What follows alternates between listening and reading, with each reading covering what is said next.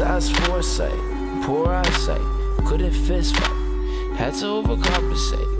Learn to be clairvoyant, see around corners, read signals and warnings, interpret omens, respond accordingly to the... Broadcast from later. I'm Robert Bolton, joined by Udit Vera of Alder Sellens Macy Shu. Also, Michael Schaus is here today. Michael is a lead design strategist at Scotia Digital. Weak signals are instances of change we notice and don't understand, but suspect they may influence the futures in significant ways. Macy, what's your weakest signal? I've been thinking about public and digital spaces lately, and also I'm thinking about the concepts of like conviviality in tools and how platforms can be used for creative expression, especially collective creativity. And it's something that sprung up from earlier on, like as we jumped into lockdown, but now that we're going back into lockdown, thinking about like creating spaces that's not just for like productivity or like specific activity, but like in looking at how to create spaces to capture the mundane, the idle, those things that happen in the liminal spaces, especially in bringing people together. So this is a party in a shared Google spreadsheet. There's so many things that have sprung up now in pretty elaborate channels and platforms to have digital interactive experiences. But I was just thinking how a spreadsheet is such a versatile tool, and it's been used so much for like businesses in terms of accounting and like financial planning and stuff like that. But can it be successfully used kind of to facilitate like social behavior or like recreate social contexts that we're now missing from public spaces that are kind of dormant or inaccessible to us in these times? Basically, yeah, there are different tabs which allows you to experience different spaces within, I guess, a house party. So there's like the front door, which has kind of the instructions. There is the hallway, and essentially you're just conversing with each other in cells. And I like how it's different than, because most of our interaction now is like very one-on-one, has to be very planned, Zoom or phone calls, but we're kind of missing those moments that you're just like bumping into another person. And or when people are in there, they're like represented by different animals, and you're trying to figure out who these people are. So there's like stand-up show, there's a kitchen with images of food. The best part that I loved was towards the end of the party, there was a sunrise. So it's basically just colored cells, and as you scroll down, there's a beautiful sunrise. Are you guys seeing this? Amazing. Brilliant. So are there a lot of rules to how to behave in here? Like when you look at the interactions where people are having conversations? No, there are basically, you do exactly what you want. You can start a new room, and there's no chat function. So you can't really chat with people. You're only interacting with them through the cells. You can kind of ask questions like in the cells. So yeah, it's a bit different for sure. You're breaking one of the rules. You're sharing the link publicly, sort of. If somebody wanted to, yeah, I guess. type each of those instances in. My bad. The party is over, though. I have attended a spreadsheet party, actually, in this lockdown. Oh, yeah? Yeah. My partner, actually, she organized a spreadsheet party. And like the main activity was basically to draw images. That kind of like the thing that you showed in the sunrise page. Yeah. You're like entering like... I think they have one here too. Yeah. Paint by numbers. Yeah. Paint by numbers is like the main activity, which is basically like inputting numbers to like recreate different pictures, which is pretty fun. It makes me think of that pixel art thing. I think you've mentioned it before too. The one that was done on Reddit where like you could change a pixel every, was it like 10 minutes or something like that? Yes. So the person was allocated like one vote, and over like 24 hours it created this bizarre tapestry of like competing political ideologies where there were like pro-Trump people in some corner and like people like divvied up the different areas and basically tried to coordinate pixel by pixel, because you only had one vote each, how to make these coalitions. Yeah, that was really cool. Very sort of emergent, artistic things happening in those spaces. I'm curious what other collaboration tools might be unlikely but suitable for partying. And actually, we talked about this a few weeks ago, but Valdis, you shared this sort of 360 view of that house that was on sale in Kentucky. Right. Yeah. The real estate viewing, there was a 360 like walkthrough of a house, right? Like you would just like walk around in this like real estate home, and it became like a Twitter phenomena because it was such a weird house and people were like screenshotting images and sharing and trying to do things like play like I Spy digitally, basically, by like finding like weird images or weird parts of the house and being like, hey, can you find this too? And that was like between Twitter and this virtual tour that you can do, because you can't. It's not all in the same space. It's like a bit disjointed. Yeah. But that's cool. Like that's also an interesting, like, Yeah. which pairs work well and which don't. Like when we collaborate, we're always pairing, like, I mean, often we're in a Google Doc or Google Slides and Zoom, for example. We're not partying usually, unfortunately. It's crazy how it does give it such a sense of place, provides like a real estate feel to it. I do look at a lot of spreadsheets during the day because it is like so woven into bank language. And so this is a really kind of exciting idea, just because you could get a lot of traction just in the medium of itself inside of like a place like a bank, because you could get a lot of buy-in just with the fact that it is in Excel as like a starting point. I've always loved when like those particular project managers do like the candy coated like Gantt chart or whatever in Excel, and it's just like those colors pop so much, and you get the like hyper yellows and greens and reds and everything.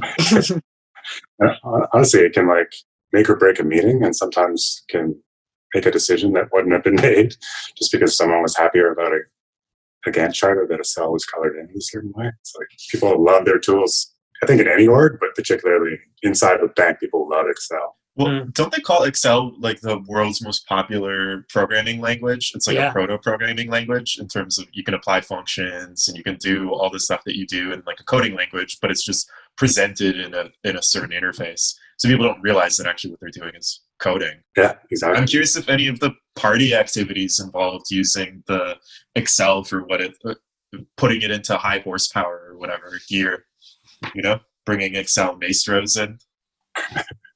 Create a casino or something inside the spreadsheet. Why not? It's a perfect place to run a casino of some sort. Yeah. Did you attend, Macy? No, I didn't. I wish I did. This is a game. This race to the bottom. Yeah, this is a racetrack. That's great. What's the Science Diet Garage? I want to see that. Science Diet Garage. What does Science Diet mean? Oh, there is a racetrack. Yeah, there's a racetrack. So there's potentially some gambling already. So, signal or noise? I think it's a signal. I mean, I think it's like related to some of the other things we've talked about around like having collaborative documents that you're sharing in draft form and kind of building on the affordances of them. And I think like parties are just another aspect of that, or another way to think about that. Michael, what do you think? Signal or noise? I think that's a signal for sure. Like what comes up is like the idea of like 90% of intentional communities fail.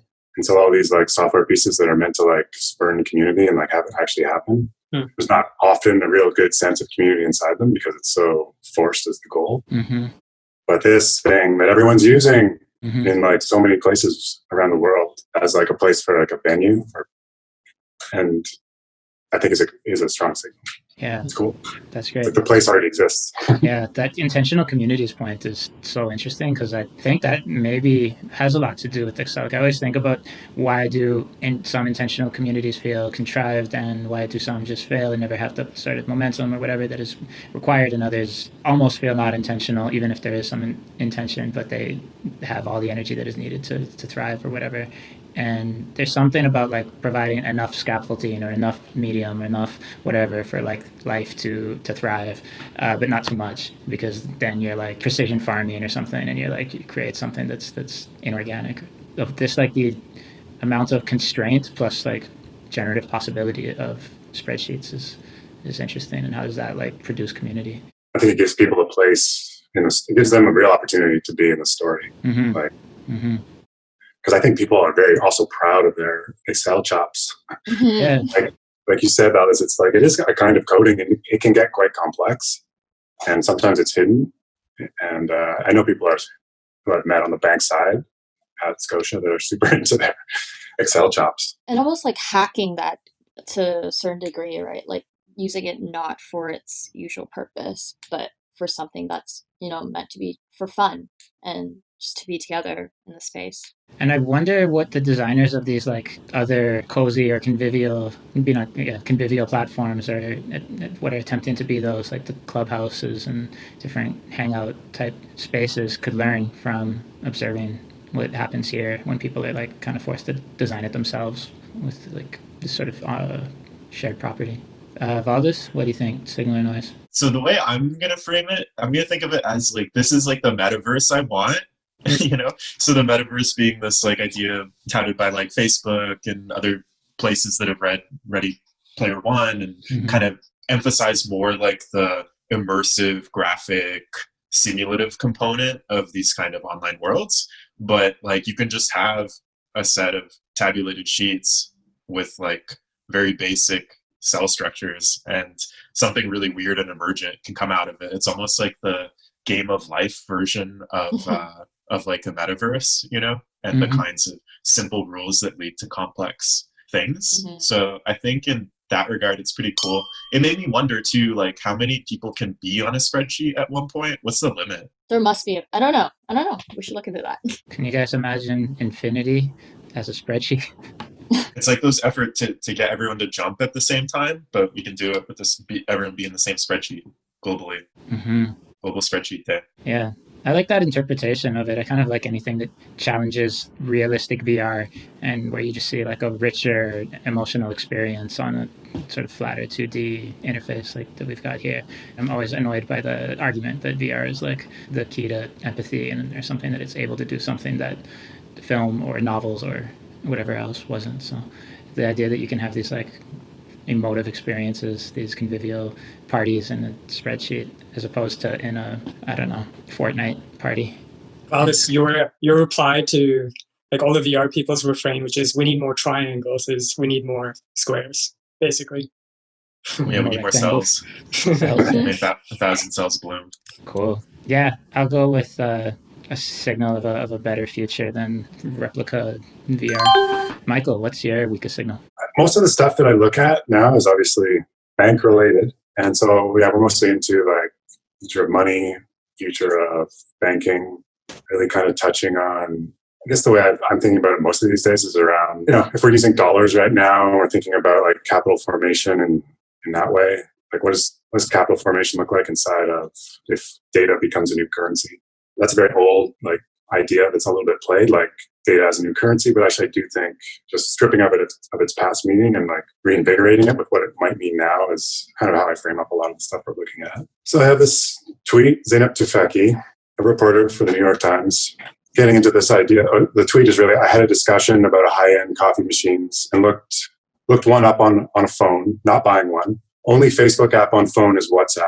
Went on computer, guest mode on Chromebook, to Facebook and saw the very, very first high-end coffee maker ad in my life, any plausible path. So she's asking Twitter, you know, how this happened. And it's like, it's not that interesting in terms of like, it's kind of bubbled up in terms of the social network. And we're seeing this like conversation having been had for 15 years. And that mycelium network is kind of bumped up into the mushroom that is the social network. But why this tweet was interesting is just like, it's someone who's asking a question about why they're getting the offer that they're getting, essentially. And like, in what ways have you used my data in order to give me a personalized response? And why it's also interesting, I think, is because it's this very rigorously practiced reporter who is really good at getting to the bottom of things. And the tweet does not give her an answer.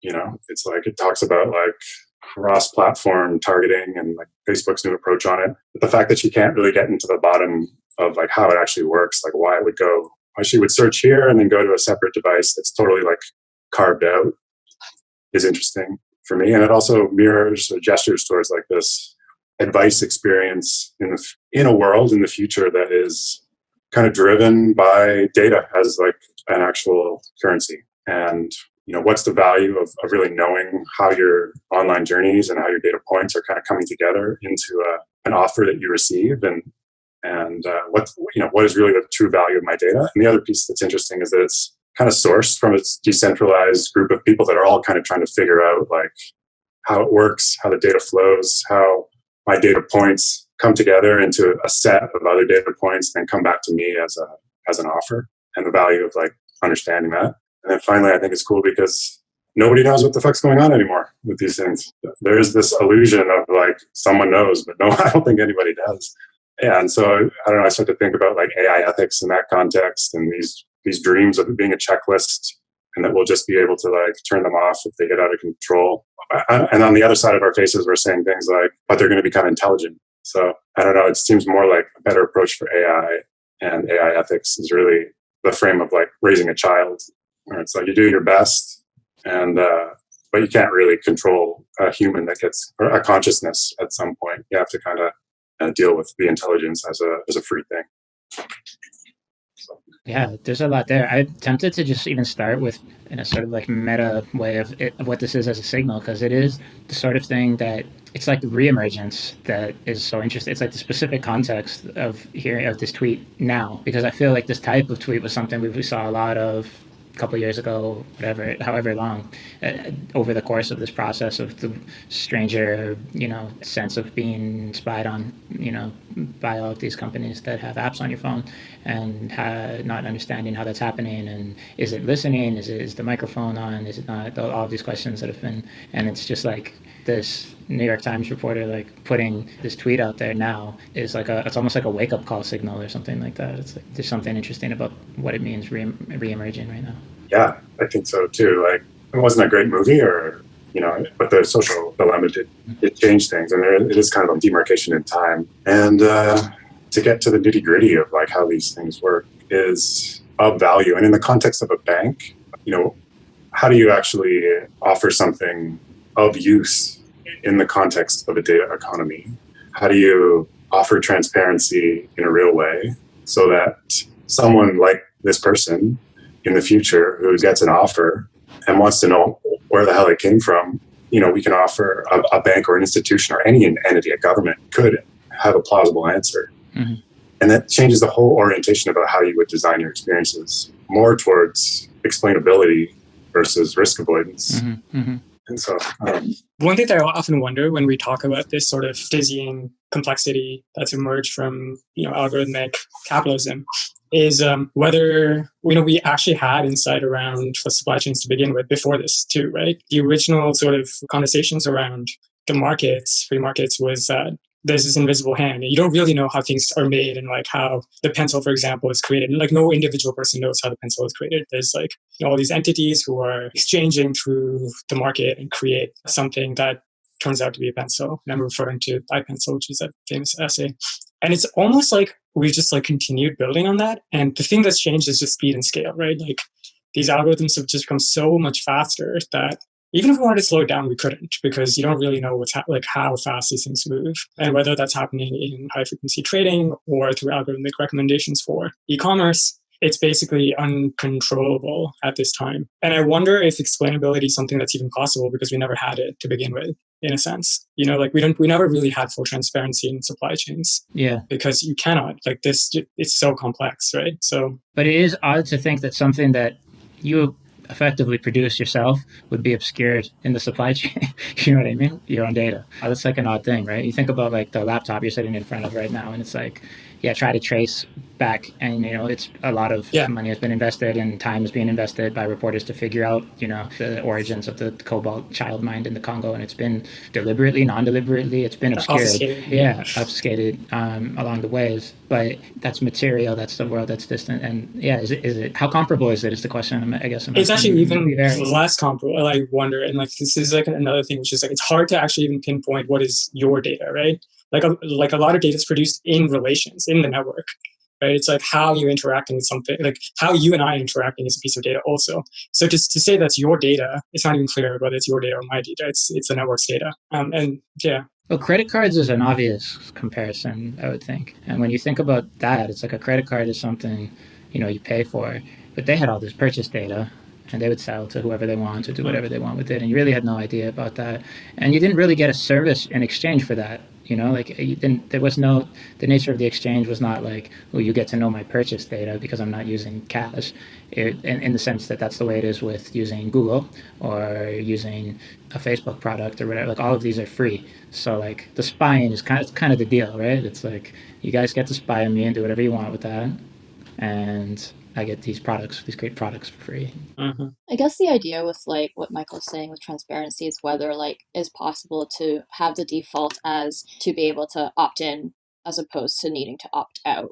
I guess it's also just like knowing, like it's really hard to delineate like what is your data, but even if it's just knowing the types of data that's being collected about you. What you're saying reminds me of this tool that's been developed by The Markup, which is a nonprofit newsroom that investigate how the world's institutions are reshaping society with technology, and they developed this thing called Blacklight, which is like a real-time website privacy inspector for people to see what kind of personal data is being collected on every single website. You can just put in a website and it'll scan it.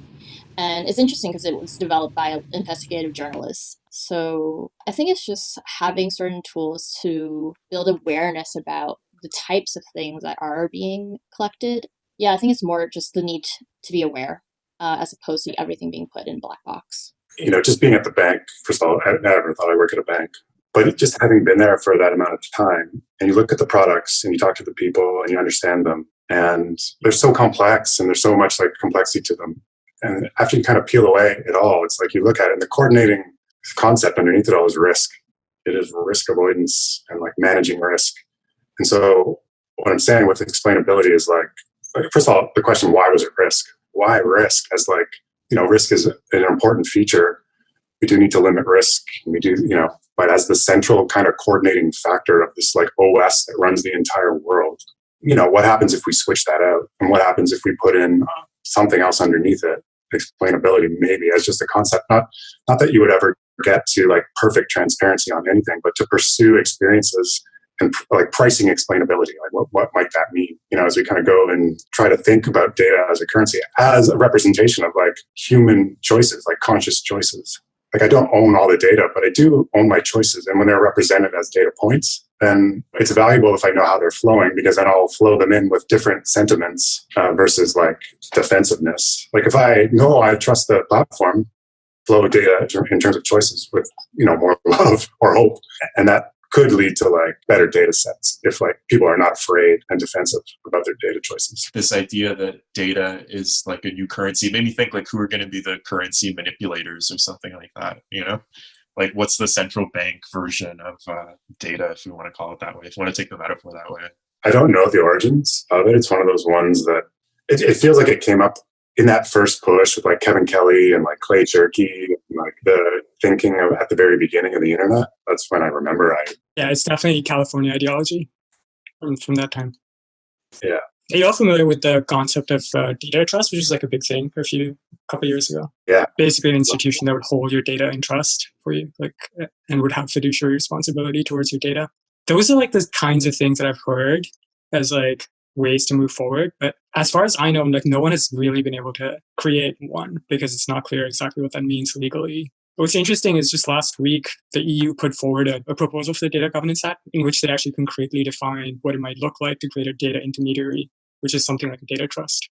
I think there's great thinking actually in some of the GDPR legislation. Actually, it's pretty interesting. And I think the metaphor really falls apart because data is not fungible and it doesn't scale in the same way. So there's I think that's why we're in this, like the surveillance capitalism frame can only think about big data that scales, but data that's like highly contextual and like the Nora Bateson, the concept of warm data, her idea is essentially that like, there's just so many different ways to understand something inside of a context. And that is really, there's just so much information in those ways of knowing that they get totally dismissed in these configurations currently. In terms of what the data actually knows about you, there was a book, it's called Subprime Attention Crisis. Ooh. And he basically goes into the history of how all these ad serving platforms were created in the first place, which was actually from like financial engineers, particularly high frequency trading was like a big component in actually setting up these ad serving systems. They would create tranches of attention, basically like grades of like A grade attention down to like D grade attention. And in the last few years, he kind of points out that these studies have come out that I followed to some degree, which show that a lot of ads serving online, the ones that actually seem to work, that aren't just like totally fraudulent, click farm type, like entirely fake, are ones that like people would have clicked on anyways, because you're searching for like Uggs boots and then an ad is served up for Uggs website. And it's like that counts as a conversion, but it's like they were going where they were going to go anyway. And like many ads apparently are like this. And so the question of like how effective is it in terms of like what picture of you exists, or what does that actually look like? How effective is it? Because these kind of master manipulators seem to be quite not actually that good at it when it comes down to using that data in some way. Which is also like the story that came out of like all the algorithmic targeting that was happening with Cambridge Analytica and all of these other like political targeting companies. And so there's a question around whether there's this ad bubble that's going to burst around like algorithmic targeting. I don't know. It's interesting. I mean, the one thing it's done that's very good is like it enabled all this machine learning, right? All that stuff is only possible through the crazy amounts of like free labor that was contributed, like all the data around like images that people put online and tagged and like texts that they wrote and translations and all of those things fed into the creation of those models. That's one thing it's been good at. That's true. Is there any sort of work being done around better negotiation of terms and conditions around data, like having more of the ability to counter when you download an app or something onto your phone, and these are the terms and conditions, and as it stands now, there's policy, there's things you can maybe click and unclick and choose what you want to give it access to. There's no real way to like go back, you know what I mean? And I'm wondering if at like the operating system level or something, you could have something like built into your iPhone or to whatever that then says like back to Facebook, like, yeah, I'll take your app. It's not like, I'll use your app only if you, whatever it is, pay me X, give me X, don't do this, or provide explainability, like give my phone access to exactly what's going on. Mm-hmm. In a way that my phone can provide that explainability. I love that idea. And I think that speaks to the data trust, I think. Yeah, it seems like it would be very much that, yeah. Yeah, because I think the big thing that's missing in all these big data, you need it, definitely. It's super powerful. But it's the same argument or the same tension between like quant and qualitative research. You need to provide the context that qualitative research provides. Mm-hmm. So you can see how like some of these data trusts, even if they don't have huge amounts of population, if there's trust within them, you could have like 1,000 people that you know very well that had a data set that they agreed that they were all sharing the value of, that would have leverage in those interactions at the terms and conditions, a transaction point, Mm-hmm. There's a way to like get into the conversation and have leverage in those interactions with deep data. Yeah. Like the context. What do you think, signal and noise? I think this is a really important conversation.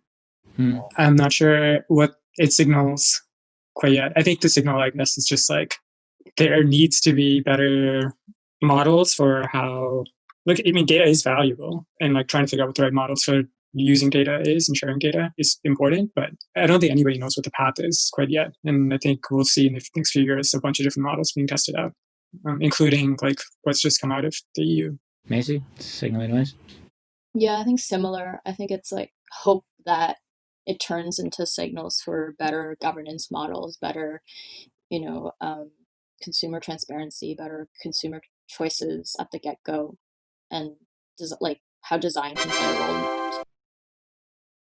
Others, what do you think, signal and noise? Yeah, I think it's like probably a paradigm defining like problem more than a signal. It's like what is the right model and metaphors and ways of talking? Like even the use of the word like consumer, I was like, I don't think that's like necessarily the best. Not to pick on that one word or whatever, just it came to mind. Like what are these new words and ways of thinking about the flow of sensing instruments and ways of processing that data that, again, is only useful at the aggregate level, like this idea that it's your individual stuff. There's different ways of thinking about it that I think everyone is still searching for, and no one's like found the right like framing for it and ways of thinking. And so I think in that regard, it's quite a big signal because I think it'll rearrange the basic terms that we use to talk about how an economy is organized. Yeah, it's so abstract to me. The fungibility question is kind of interesting. It's like, okay, so what's the value of one datum? Like, what is a datum? It's so complex. And it's, again, these things, like on its own, it's so noisy to try to understand. But I like it. I think it's a signal that it's sort of always there, and the way you put it, Valdez, kind of sums it up, but re-entering the conversation again and again and again. And I don't know, too complex to solve. Valdez, what's your weakest signal? So I was walking a month ago in Dufferin Grove Park, and I always look at like the signs or whatever that people have just like pasted up themselves, like hand printed and whatnot. And so there was the sign that said, "I'll buy your Pokemon cards like for cash." And then it was like Jimmy, and then just like a phone number. And it was in this like big like Helvetica font, and it was just like, it was such a good ad in a lot of ways. I was like, like, what is this? Like, A, call Jimmy, and B, figure out what is going on. And I looked it up afterwards because I was like, why Pokemon cards? Like, that's so random. I don't understand. And it turns out that it's not just Pokemon. It is all trading cards are like their asset prices are through the roof during the pandemic. It's going crazy. And the reason for it, like there's a few, I think, reasons. Probably people have been hyping it, like Gary Vaynerchuk has been like hyping it a little bit last year, and he was like an early adopter. But the big difference is the rise of fractional ownership platforms. So now instead of purchasing a single trading card, you can purchase a share in a trading card. So like 1/20th of it for like $10 or whatever. You don't own it, you own a share in it. And so these platforms will have literal galleries in like downtown locations where you can go see the cards that like are on display, like it's a museum or something like that. That's so crazy. Yeah, I don't know. You know what? I my barber told me about this signal, and he was, Oh, yeah? yeah, and he was been involved. There's someone. It was somebody, his brother or somebody was involved in these things. And it was like, there's a guy on Facebook, and he does like a video when he buys those boxes of cards, and it's like the really high end box of like 50 packs of cards or whatever, and they open it, and there's like a you buy certain amounts. It's like a lottery, like who they've all bought in together, and then there's a lottery of who gets different cards in this case. It's a little different on the like it's not fractional in a single card in this case, but it's the same kind of idea. So everyone's pulling into the IPO. I don't know, the of the box. Is trusted, but it's small and it's cozy enough. You know what I mean? Okay, it's cozy. It's like it's a commons model with market dynamics for that one at least. What's the display like? Is it just to see the card, or is it a well-dressed window? I haven't looked it up. I just read about those things existing, but I imagine they're, I don't know, like a cross between a jewelry store and a museum or something. That's like my guess. I would love to go check it out. And is it like different types of collectibles? Yeah. Any asset price that you expect to go up in the future on the basis of scarcity. Yeah. Anything. I have a vision of like Uncut Gems, that place. Right. Yeah, that's what I was thinking of too. But that's what, that's like the classic card shop almost. They do kind of look like that. Yeah. Well, if you never actually have the card with you, then why like even do the whole card manufacturing thing and just like make it completely abstract as a virtual card that you own and throw it on the blockchain and you have NFTs. Mm-hmm. It's the same idea, like yeah. kitties. But people, I mean, tangibility makes a big difference for people, you know? Maybe it shouldn't though. Yeah. Maybe it's a trivial characteristic, and You take someone on a date to see your baseball card for your Pokemon card. That's true. It's a venue. It becomes a venue, like a spreadsheet. Right. See it like some kind of wine bar or something. You can go Yeah. have your card come out of the safe. Yeah. This is the website. Yeah, this is one of them, one of the platforms. Anyways, you can see they offer Gretzky at $10 a share, Jordan cards and stuff like that. Is this another parallel economy? They've added in like mechanisms for increasing liquidity now. Well, so they frame it on the positive side that this somehow democratizes the collection of assets that are expected to rise in value. So some of these cards are worth like $100,000. Nobody's going to be able to purchase it. Or you could think of fine art as well, where I think there might be some degree of fractional ownership going on in fine art as well. But it's hard not to see this inducing really volatile dynamics inside these like collectible spaces, you know, and essentially just like inflating asset values like crazy. I mean, it's entirely non-productive. High frequency Pokemon card trading. Yeah.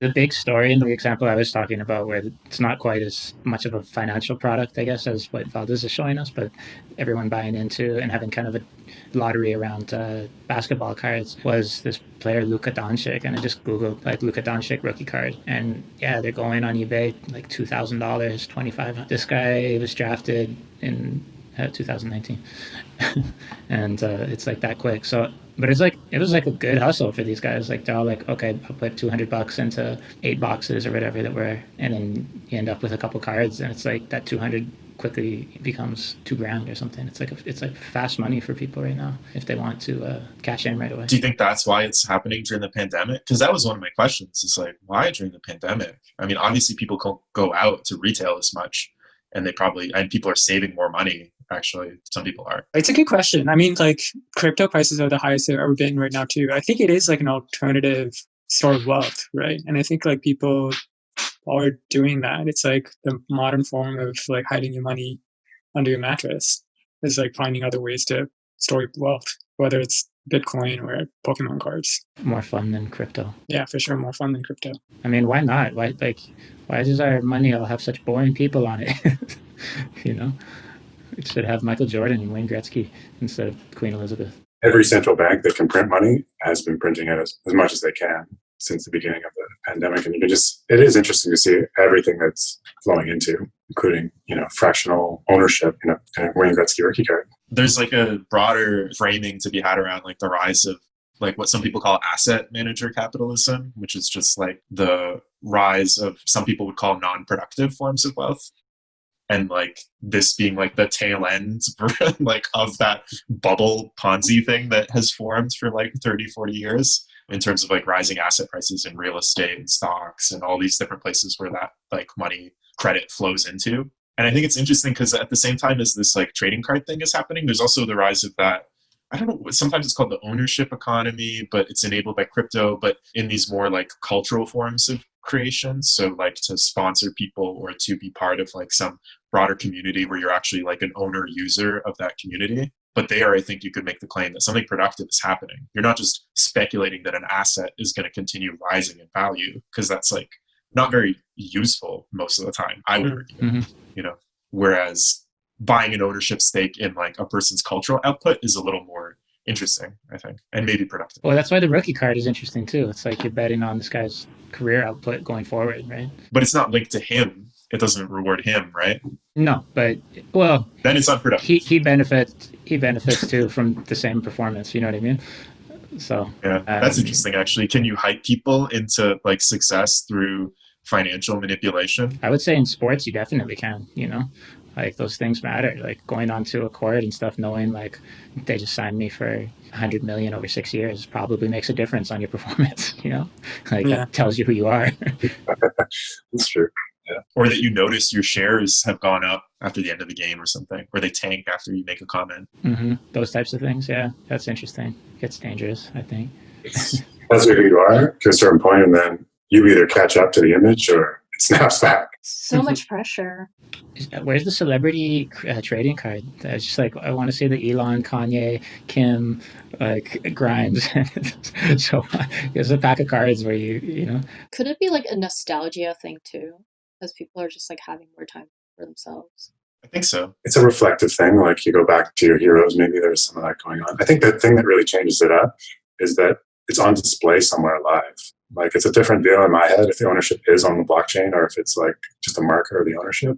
Not that it's bad or worse, but it just is a different thing. And then another different thing would be that same model if it was like a lawnmower, something that had shared utility inside of the community and everybody owned a share of it. It's like all those great reset memes that have been circulating in the right-wing spheres online recently, where people are taking these like PowerPoints that people in Davos have been giving, where they're like, in 2030, you'll own nothing and you'll be incredibly happy. And like everyone in the right-wing Twitter spheres all like, look what they're like planning to do and blah, blah, blah. They were in the Davos context, they meant it to be like a green form of capitalism or something to increase utilization of some of these heavy assets through sharing them. But it's been taken up. You want to own your lawnmower? Yeah. Should we do the rounds? Yeah, let's do the rounds. I'm curious to if signal and noise, but on signal, what do we think it's signaling if that's what you feel it is? Michael? It feels like the end of something. It really does. It feels like a speculative investment for the sake of the speculation. There's not that much utility in that model, except in my mind that you can kind of go and experience it in real life. So that's how I am understanding it, as a signal of like, you get a share of something that you can experience, almost a timeshare on a piece of nostalgia that you once had. It's a signal of like us thinking of how we invest in things and what's real in an investment. I like the timeshare because the timeshare is totally how like two kids going in on a pack of cards treat it. Like it's a classic, like, okay, and I'll have it Monday, Tuesday, Wednesday. Yeah, that always works great. Never had a problem with that. Yeah. Macy? Signal noise. Yeah, I think it's just different forms of investment and alternative modes of investing.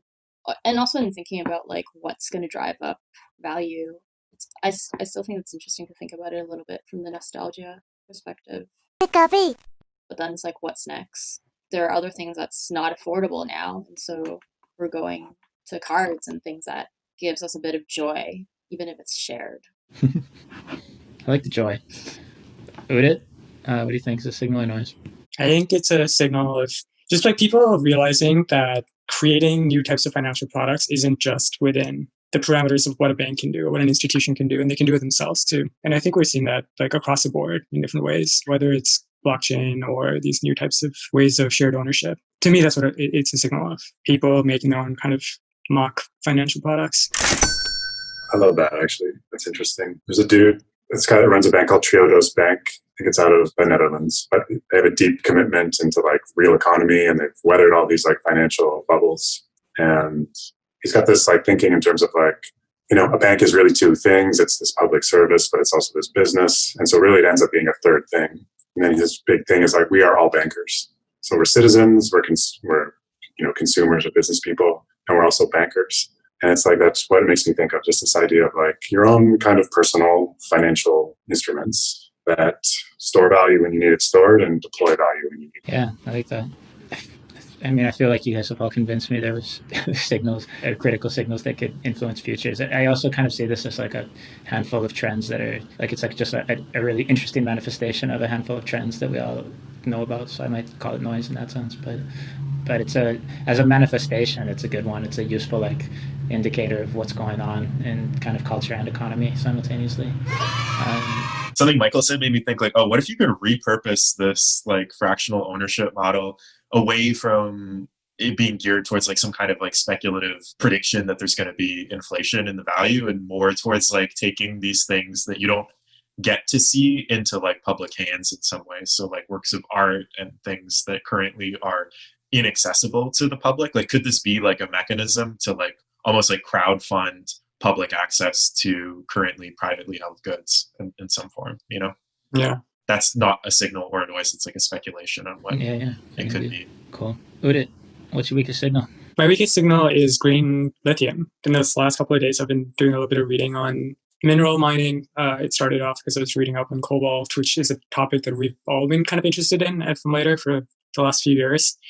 Bit of a background about green lithium. So lithium is a rare earth mineral which is in high demand right now because of lithium-ion batteries, which are very important for our transition to renewables, right? Whether we're using solar cells or wind energy, like you need to store the energy that's produced somewhere, and that's usually done in batteries. And the batteries that we use, the most productive, efficient batteries that we have are lithium-ion batteries. The thing with lithium, though, is that it's an extremely ecologically damaging mineral in terms of extraction. So usually it's extracted from rock mining. And for every ton of lithium that you extract, there's about 15 tons of CO2 that's produced.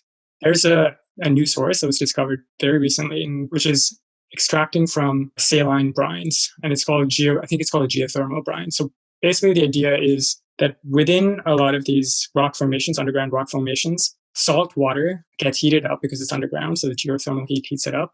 And it rushes because of the heat through like the crevices in the ground and dissolves some of the lithium that's attached to the rocks. And because it's sort of naturally done and it's already, dissolved in the water, all you have to do is kind of extract the lithium from the water instead of actually blowing up the rocks and so on, which is a lot more sort of damaging to the environment. So it's a new source of lithium, which supposedly is a lot more ecologically friendly. So it's been termed green lithium. And the question to me, I've been thinking about this a lot, is like whether that framing works. Does it work at all? Right? Because it gives me sort of these images of like the conversations around clean coal, which was never, it's almost an oxymoron, like how can coal be clean? And I'm just trying to figure out whether, for myself too, is whether green lithium is kind of like that too, where rare earth minerals, can they actually even be green because they never really are part of the regenerative earth cycles that we have for nitrogen, carbon, oxygen, all the organic cycles, right? These are clearly not organic minerals. So how do they get back to the environment? And so basically it's a question about like, what can we consider green moving into the future and whether green lithium is green at all? The first thing that comes up is like, what's the opposite of green today and in the future? Nothing good. It's a constraining frame to call something green right now, or that's what's coming up for me as you mentioned it. It is less damaging. I think that makes sense. Yeah. Instead of green, we should have like the colors of mushrooms or something. So it's like a grayish brown. I don't want to say brown movement because that's like brown shirts are not good. But decomposing, because you were talking about like bringing minerals like back into the earth, but like a movement based on like decomposition instead of like photosynthesis, and like these kind of crypt keepers of the natural world that are like fungal roles. Yeah, we should be more like fungi than trees. I feel like it's happening, yeah. In terms of the like aesthetics of these types of environmental movements, like there is a bit of an earthier color to it. I mean, we live in like the industrial ruins, like, or a lot of people at least live in lots of like Southwest Ontario is like a big, or used to be a big industrial belt, and going from like Detroit to whatever, some of the places outside of Toronto where auto factories used to be lived in. It's like we are living among those ruins, and that's like unique historically. That never really happened that quickly. I never thought of that, but we are living in ruins. Cool. I definitely thought about that driving through Detroit in 2009. That was the vibe. I was like, this is ruins. I haven't been since. I don't know if it feels different or if it's like regrowth or whatever now, but that was before the sort of Detroit as like model of resilience kind of stories were surfacing. I've driven through it too, but I've never situated myself as a time, in like an epoch at the end of one, like that's what it's evocative of. Yeah. Mm-hmm. Oh yeah, that is what's happening. I feel like we have such a weird relationship with decay in general, and a conversation is always framed in like a biological, like a matter, like the smell of it and the rot of it and everything. But I have found some freedom in like thinking about it in terms of like audio decay or like decay in terms of physics, just the rate at which something goes away. It's easier to engage it. Like one of the things that came up when I was thinking about this is like, is the only thing that's actually green stuff that can fully go back and become a part of nature? And if that's the case, then is the only time that we're going to get to green technology when we get to wetware, where we're like basically working with like organics, and like the technologies that we use are made of like life forms or like lifelike forms, because we have like these natural cycles of regeneration with life forms. We don't have natural cycles for regeneration for any of the other forms of technology that we have, right? Also, don't you think that dream, once it's realized, that the idea that it's more sustainable or anything, however you want to put it, is going to end up being total bullshit anyways? Like, why should we think that just because something's organic, it won't have far worse environmental consequences? Like, organic things have horrible effects on the environment all the time. Like, for sure. invasive species, locusts. Like, you think people are not going to Humans. create human? Yeah, thank you. Yeah, it's funny. Like, we think green, and we think, if everything was just made out of like living material that's a really or good whatever. point. But there's still going to be. It's like living things create waste. Living things can grow in unsustainable ways. Living things do all of that. There's lots of questions too around like what is nature. Like I would say nature is like a ceaselessly creative force that is constantly producing new things, and like we're part of that process. And yeah, like our chemical industries that created like thousands of new compounds that didn't exist as far as we know inside of the universe. But that's what life forms did. That's what like bacteria did. That's what like these living forces have altered the mineral composition of the earth itself. The diversity of minerals is itself like a product of life forms over billions and billions of years. I think the question is more that the cycles of the stuff that we create are not aligned to the cycles that we need to survive, Yeah. That's it. It's a timing thing. I just got a book, Radical Indigenism, and it's really good. It's like it's totally out of the identity politics, and inside of like there's these beautiful schematics of these different cultures that do different kinds of technologies. And the one that's popping in my head is Northern India. These communities that are built in these kind of like watery, swamp-like areas. And so to get between the two places, you need these bridges. So they have these huge trees, and there's a secondary root system on top of the trees. And part of like their cultural, spiritual practice is to like coax that root system to the other one across the water and create like a root bridge. And then they kind of build it up and whatever. But it takes like a generation to build it, but they last like 250 years. So it's like this cadence of like, it takes a long time to make something resilient with nature, to kind of work with it. And we have a really long history of, like trying to exploit. So green, I like the idea of green in relationship to a certain kind of cadence that will allow us to survive versus just organic. I mean, maybe that's the conversation should be changed to one of tempo and like duration or something, cadence, as you put it, like rather than a color, which like as being the symbol of what's good and bad for the natural world. It's interesting. Yeah, the bridge is something Udit has showed us and that I know is inspired Udit in your thinking. And yeah, the cadence thing is like, but that again, that has to do with like how fast, I guess, like these very particular mineral arrangements are limiting creative potential in the sense that Val has talked about also. And like maybe it's like a matter of like, well, how do you like slow that down so that they can be reused in some other way, right? I don't know. I'm like still trying to figure out like how to think about time. Is it like accumulation? Is that what it is? Like your body, for example, if you accumulate too much alcohol in your bloodstream really quickly, then it doesn't align to your the rate at which your body can kind of process it. But if you do it over time, you can. And so is that like the right kind of metaphor to think about how fast like the systems that we have, whether they're earthly, natural, or like human recycling or whatever, regeneration, can like process the accumulation that happens over time? You can also frame it in terms of how much time went into the things that are being consumed, not just how much goes out into the stuff that you produce that'll be left over afterwards, but like the carbon cycle and our disruption of the carbon cycle is like a problem of timing, where we basically in 200 years unleashed 3.7 million years worth of compression of a carbon cycle, right? Yeah. Like it's literally what we did. So there's like timing on both sides to be thought of, the inputs and the outputs. Suppose we had like a mechanism to take the cobalt out of its current, or lithium out of its current like waste, like e-waste or whatever, and put it back into some place, some part of the earth, which was like productive in some way again. Would that be considered green? Or would that be considered sort of more naturally aligned to what we want?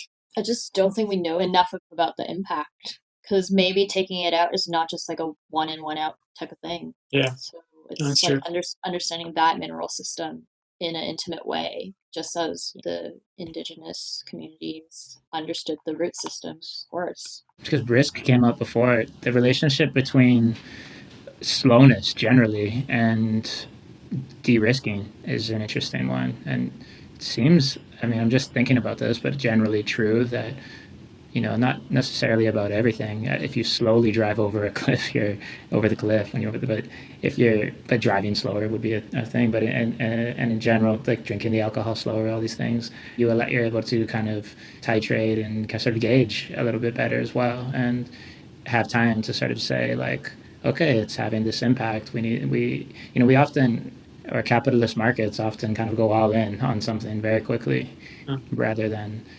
seeing like what the effect is. Like we test things to see if consumers are going to like it. I don't know that we always test, over sort of generations to see what the environmental consequences of everybody having, 15 phones over the course of a lifetime is going to be. And it's just like, maybe we just didn't need to have phones so quickly, We could know a little more about what the effect of mining would be. But it's a very different pace to live at than what we're all used to over the past years of our lives and sort of the previous, 150, 200 years. Signal or noise? All this? I think it's a signal of Udit edging closer and closer to Jainism. Ethical movement that thinks it's like wrong to even move a stone because it disrupts the earth.